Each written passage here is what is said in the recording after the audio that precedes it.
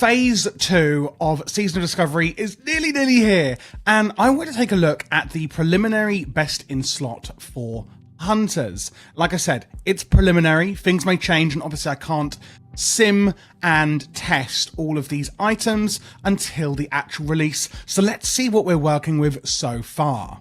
There's definitely some really interesting pieces this season, or this phase, in Phase 2 at level 40, and I think Blizzard are really improving the way that they're doing things, you know, and hopefully this continues with every phase. Honestly, I think it's just getting better and better. Let me know your thoughts, because I actually feel like a kid at Disneyland with the way things are going. So starting off on the head then, we've got the glowing neuro-linked cowl, which is going to be from leather working. If you didn't already know, they are adding new epics with professions again, and like I said, they're improving upon that, which is really exciting. So we're going to get 14 strength, agility and stamina on here.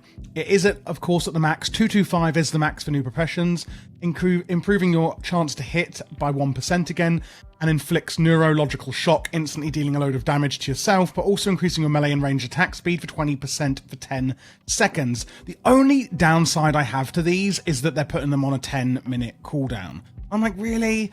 Like, can you not just do what they do in retail and put it on like a 3-minute cooldown? Does anyone know why they do this in Classic? Because, like, I know back then it was more like this, but I do feel like with Classic Plus, like, we should be able to use this on every boss in Nomagon. Or do you guys think I'm being like a bit of a spoiled brat by saying that? Like, I want to know what you guys think. To me, it just seems illogical, but maybe there's something that I'm not thinking about.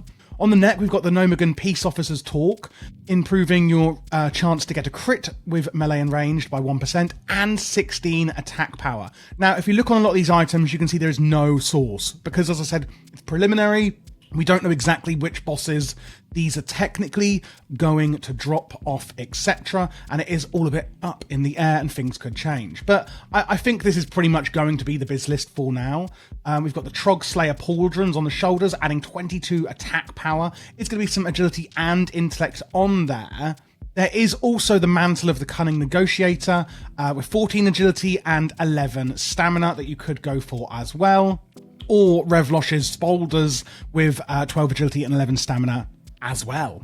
The back item is an interesting one, and again, I haven't been able to sim these yet because we haven't had the release, but there's the Blood Drench Cape here, which improves your chance to get a crit with melee and ranged by 1%, and there's also the Prototype Parachute Cloak. So you'll notice that the Blood Drenched has no actual stats on, apart from armor, whereas the Prototype Parachute, which reduces your full speed for 10 seconds, which we know is going to be really useful in Nomagon, you know, because you're always jumping down off ledges, and I assume we will be the same in the raid.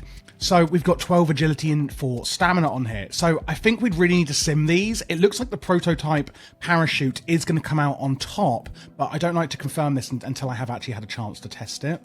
We've got a new set, which is really exciting, on the Electromantic Chainmail, with stamina and intellect on here, but it does improve our chance to get a crit strike, again increasing a ton of attack power, and then the set piece is giving us more attack power and giving us a chance of restoring mana.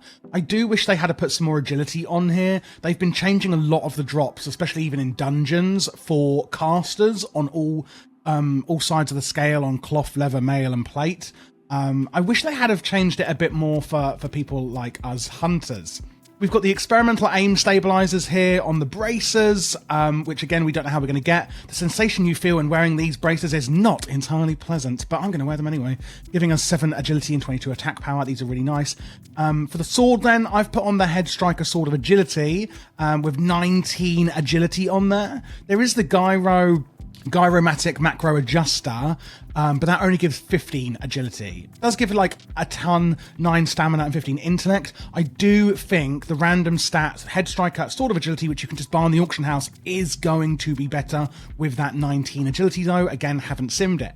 Going on to the gloves, we've got the Machinist's Gloves, improving again your chance to hit, which this is kind of interesting because we obviously had the epic item in Phase 1, whereas now we're starting to see that we're getting a chance to prove... Sorry? we're getting increased chance to hit with these items as well. Plus, the massive bonus on here is if you see the equip of plus 30 attack power when fighting mechanical units. I mean, that just says it all, doesn't it? And I really love that Blizzard are actually adding these very specific bonuses to these items. It just makes it feel like so much more fun. I wish we had had a bit more of that in BFD, but, you know, beggars can't be choosers, as they say.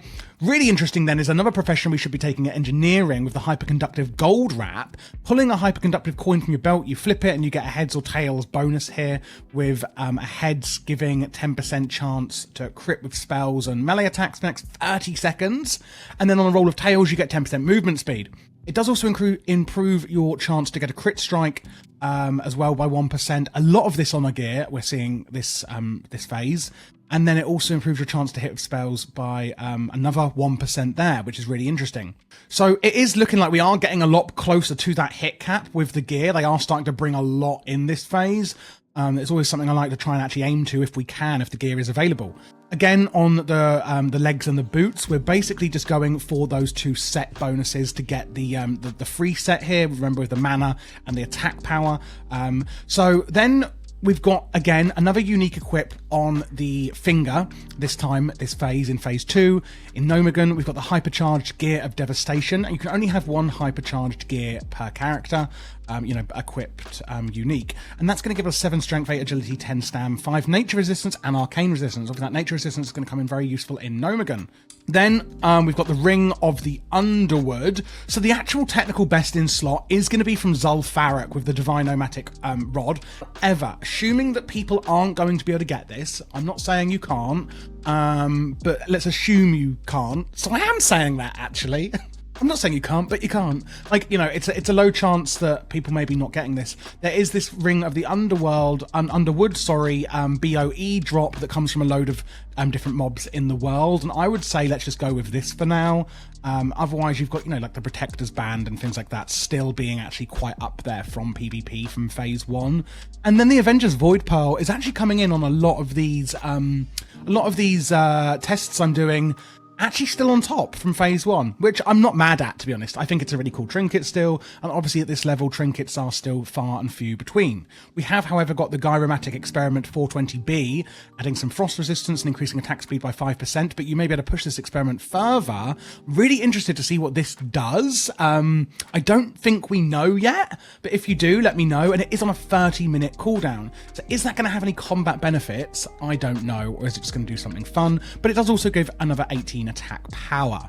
Another thing here we've got on the gun, of course, is Thermoplug's custom blaster for blasting our way in. It's going to give plus 7 damage and 26 ranged attack power. Being a hunter and obviously using a gun, I do wish that we had something a little bit more exciting than just here's some ranged attack power, you know, as that's our main way of doing damage.